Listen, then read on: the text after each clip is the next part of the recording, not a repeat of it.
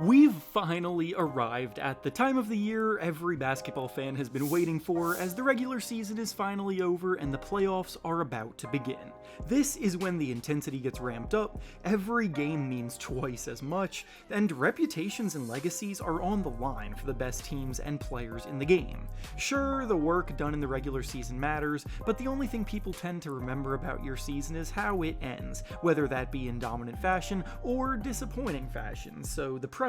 to have a good showing increases tenfold. The playoffs are a time to expect the unexpected because of this, so in today's video, that's exactly what we'll be doing, as I will be making 5 bold predictions for this year's postseason, with all of these being things that definitely aren't expected to happen, but I think have a good chance of happening anyway. Before we start though, it turns out a good amount of you watching right now aren't even subscribed to the channel, so if you enjoy the content, consider hitting the subscribe button and leaving a like on the video, as not only does it help out a ton, but it also very much appreciated. Now with that being said, let's begin.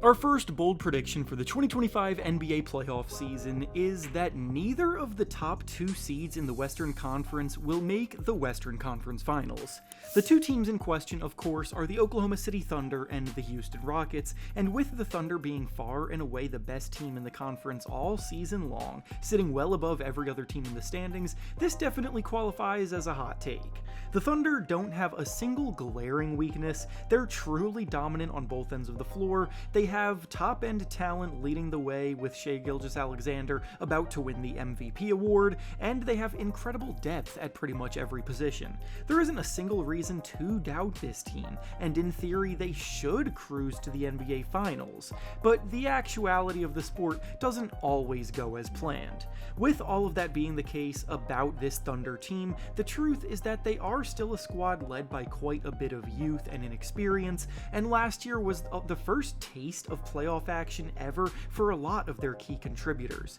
The NBA playoffs historically have been an event dominated by veteran experience and superstar talent, and for many of the all-time greats, it took them years of heartbreak and struggle before they finally broke through. In the Thunder's way this year could be a fully healthy Memphis Grizzlies team who stack up well with them in regards to defense, depth, and star talent. Then in the next round, they would either have to face 3-time MVP Nikola Jokic and the Nuggets, or the red-hot Los Angeles Clippers, who have also been looking like a legitimate contender themselves ever since Kawhi Leonard has returned to form and health. There are no easy outs in the West this year, so while the Thunder would be favored in every one of those series, they have to go through some Hall of Famers hungry to prove themselves to get there, which is never a sure thing. Then, for the Houston Rockets, they're a group that broke out in a massive way this season after years of rebuilding, and they're another group that can suffocate you on the defensive end,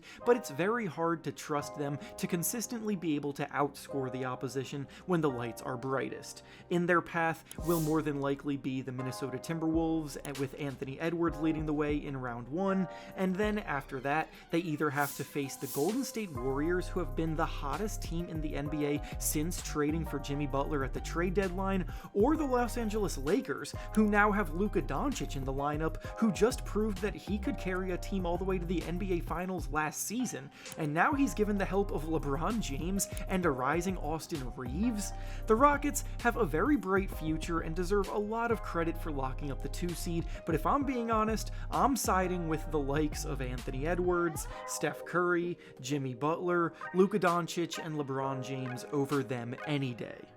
The next bold prediction we have for the playoffs this year is that the Detroit Pistons will beat the New York Knicks in the first round. The Knicks were arguably the most aggressive team in the entire league last offseason when they unloaded their treasure chest of trade assets in order to go acquire Karl Anthony Towns and Mikal Bridges. They finished as the 2 seed last season in the Eastern Conference standings, but injuries held them back from making a deeper playoff run than they did, so they saw that as the perfect opportunity to go all in in this season, but hasn't quite played out how they hoped it would, and they arguably haven't even gotten any better at all at the end of the day from last year. They have basically the same record as they had last season, only now the Cavaliers have passed them up, and after being a group that has prided themselves on their work on the defensive end for so long, they're much more mediocre on that end, ranking 13th in the league defensively, with a lot of things factoring into it, but primarily thanks to Karl Anthony Towns being a bit of a walking traffic cone inside.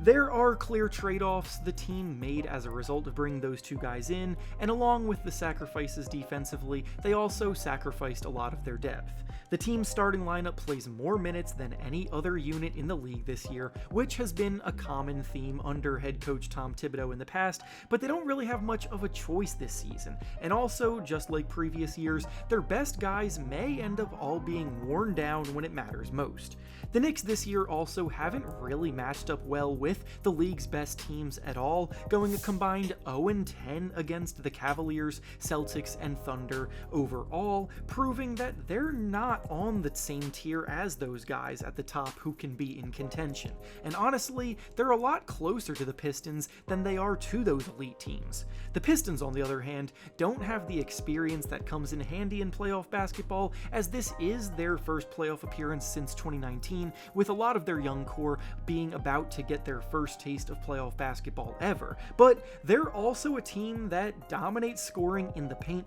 ranking in the top 5 of the NBA in paint points per game, and that also just so happens to be the Knicks' biggest weakness, which will make this a much closer series than many think. Cade Cunningham has a real case for being the best player in the series as well, and they're still too young to be feeling any real pressure coming into the playoffs, so they're playing with house money. Our next bold prediction for the 2025 NBA season is that the Miami Heat are going to become the first team in NBA history to make the playoffs as the 10 seed in the play-in tournament. That's right, we're going into year 6 of running a play-in tournament to determine the final 2 seeds in each conference's playoff format, and not once to this point has the 10 seed ever made it through the gauntlet. That, however, changes this year, as the Miami Heat have the most golden of opportunities in front of them. This has been a pretty turbulent season for the Heat, with the year starting off with awkward tension between Jimmy Butler and the team's front office,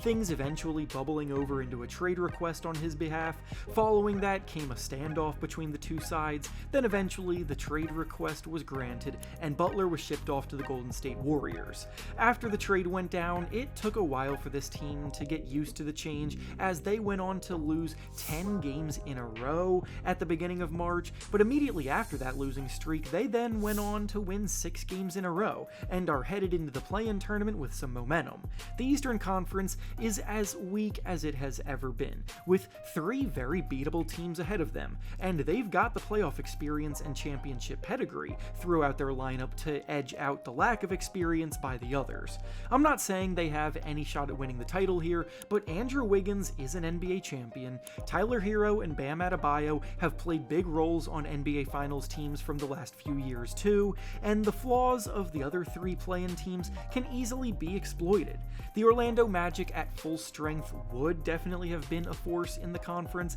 but both Jalen Suggs and Mo Wagner are out for the year, and overall, they are the worst ranked offensive team left in the playoffs, ranking 27th overall in the league on that end. The Atlanta Hawks are starting to put together a really versatile young core that's developing quite nicely around Trae Young too, but Trae's defense is still so exploitable, and his supporting cast has nearly 0 playoff experience at all to pick up the slack, nor are there many other shot creators in that lineup. Then lastly, a lot of the same things apply to the Chicago Bulls as a group, with a young core that I am a big fan of, with guys like Modest Buzelis breaking out, Kobe White steadily scoring the ball, and Josh Giddey refinding his form, but they're unequivocally less experienced in big moments than the Heat core as well. Tyler Hero is an all-star this year, looking to prove that he is legit. Bam Adebayo is a multiple-time all-star and a riser in big moments on both ends of the floor too, and with those two leading the way,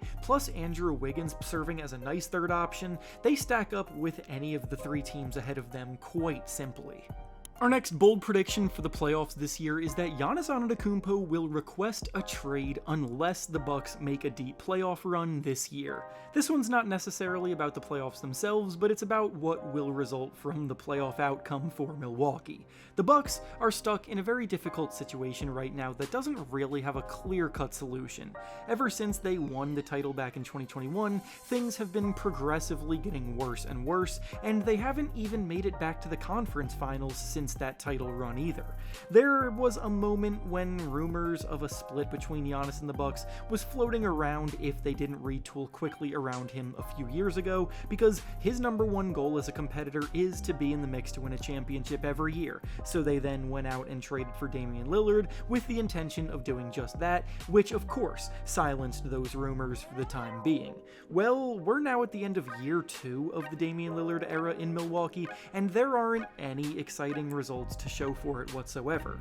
Last year, they were underperforming in the regular season and ultimately got ousted in the first round of the playoffs, which to be fair can be attributed to injuries, but the fact that they have looked so uninspiring and underwhelming this season makes it hard to give them the benefit of the doubt. Let's face it, this is an aging roster that doesn't play cohesively with each other, they're poorly coached, and Damian Lillard's health is once again up in the air as he's missed the last few weeks of the regular season due to injury and is unlikely to be at 100% health even if he is able to suit up for their first round series against the Indiana Pacers. Trading for Kyle Kuzma has solved nothing, with his erratic decision making and shot selection doing more harm than good most of the time. Their perimeter defense is pretty abysmal, putting way too much of the slack on guys like Giannis and Brook Lopez, and with them in 5th place in the Eastern Conference standings, they aren't even near the top of this weak conference anymore. The Pacers are no slouch, and they're playing some of their best basketball right now, carrying a lot of momentum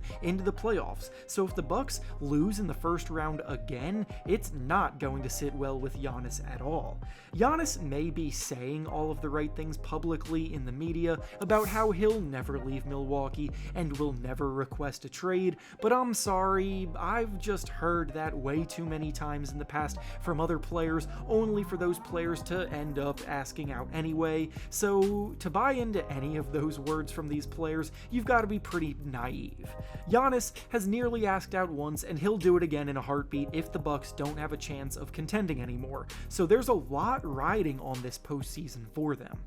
And finally, the last bold prediction we have for this year's playoffs is that the Boston Celtics will sweep their way all the way to the conference finals. This one may not seem that bold, but I'm not just talking about them getting to the conference finals, I'm talking about them not losing a single game en route to the conference finals. The Celtics may not seem to be as good as they were last season when they won it all, but I'm not one to overreact to a bit of a championship hangover, and at their best, they are still the most talented roster with a proven championship pedigree. They've spent quite a bit of time this season bringing along guys like Peyton Pritchard, Sam Hauser, and Luke Cornett to strengthen their bench unit. Their starting lineup is actually all ready to go health-wise, which is a scary sight for the rest of the East, and quite frankly, there just isn't as much competition for them until they actually get to the conference finals. Starting with whoever makes it out of the play-in tournament to face them in round 1, I don't think any of the Magic, Hawks, Bulls, or Heat can even come close to being able to hang with them on either end of the floor, with all 4 of those teams either being 500 or below 500. Then in the next round, they would play the winner of the Knicks versus the Pistons, which, as I mentioned earlier, I think the young Pistons have a good chance of advancing. But even if they don't and it ends up being the Knicks have not won a single game against the top teams in the league this year, as I mentioned earlier, so I'm quite doubtful either of those teams can hang with them too. The Celtics have the capacity to bury you from the three-point line, taking more threes than any other team this year per game by a wide margin, and the Knicks take the 3rd fewest three-point attempts in the league per game, so if it starts to look like a shootout, that favors the Celtics all day. Of course, with stars like Jalen Brunson and Karl Anthony Towns capable of getting red hot on any given game, they're not going to go down without a fight, but they have to make it to the second round first for this matchup to even play out, and if it does end up being the Pistons facing them, then those young fellas are going to be given a very rude awakening of what playoff basketball is all about. And with that being said, that's all I have for you today. Make sure to like the video, subscribe to the channel, and comment down below some of your boldest playoff predictions. Thanks for watching, and I'll see you all next time.